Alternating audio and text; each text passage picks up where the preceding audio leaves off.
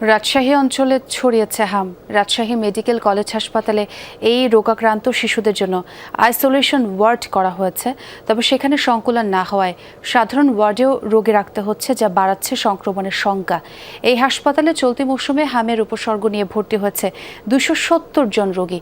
অন্যদিকে বিভাগের 8 জেলায় চলতি মার্চ মাসেই 137 জনের হাম শনাক্ত হয়েছে। বিভাগীয় স্বাস্থ্য অফিস বলছে, প্রকোপের মুখে তারা টিকাদান কার্যক্রম জোরদার করার ব্যবস্থা নিয়েছে।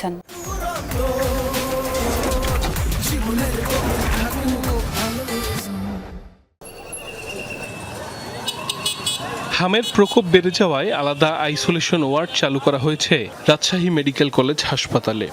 মোটামুটি ভালো, তা অক্সিজেন দিলাম, তাই কাতরে অক্সিজেন দিয়ে কিনে এখন বেটার ফিল করছে। আর চিকিৎসা আল্লাহর রহমতে ভালোই হয়েছে এখানে আসার পরে। তবে ধারণ ক্ষমতার 3 গুণেরও বেশি রোগী ভর্তি থাকায় আইসোলেশন ওয়ার্ড দিয়েও পরিস্থিতি সামাল দেয়া যাচ্ছে না। হামের উপসর্গ নিয়ে ভর্তি হওয়া অনেক রোগীকেও রাখতে হচ্ছে সাধারণ শিশু ওয়ার্ডে। আইসোলেশন ওয়ার্ড আছে আমাদের, সেখানে 30 নম্বর ওয়ার্ড। আর আমরা শিশু বিভাগের 2টা ওয়ার্ডে আইসোলেশন কর্নার করেছি। আর তারপরেও আমাদের মানে সংকুলন হচ্ছে না। আমরা একটু কর্নার করে আলাদা সাইড করে তাদেরকে রেখেছি। এখন পরবর্তীতে যদি পেশেন্ট বাড়ে তাহলে আমরা চিন্তা ভাবনা করব কোথায় কি করা যায়। অভিভাবকরা বলছেন, জ্বর নিউমোনিয়া আক্রান্ত হয়ে হাসপাতালে ভর্তির পরে চিকিৎসাধীন অবস্থায় শিশুরা হামে আক্রান্ত হচ্ছে। শনিবারের দিন এখানে আসছি, তারপর থেকে রবিবারের দিন থেকে হাম। আর 1 মাস 3 তারিখে দেখাচ্ছিল চাপাইতে। প্রথমে জ্বর নিয়ে এখানে এসেছিলাম, যে কাল সকাল থেকে হাম হয়ে গেছি।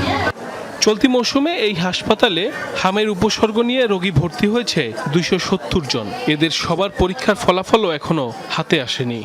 যেহেতু বর্তমান সময়ে মোটামুটি হামের একটা আউটব্রেক হচ্ছে, আমাদের অক্সিজেন সাপ্লাই থেকে শুরু করে জনবল এবং শয্যা সংখ্যা সবকিছু বিবেচনা করে আমরা রাজশাহী মেডিকেল কলেজ হাসপাতালের শিশু ওয়ার্ডের মাধ্যমেই এটি পরিচালনা করার সিদ্ধান্ত নিয়েছি।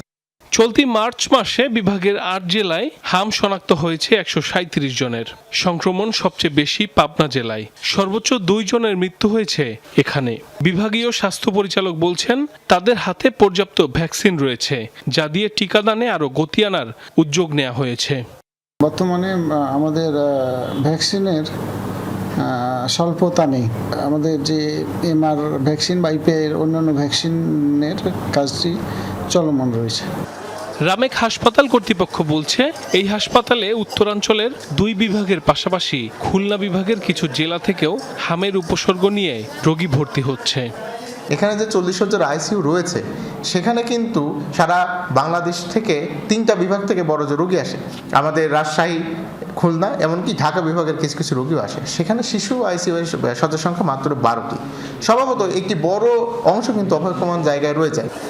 সাইফ আহমেদ, যমুনা নিউজ।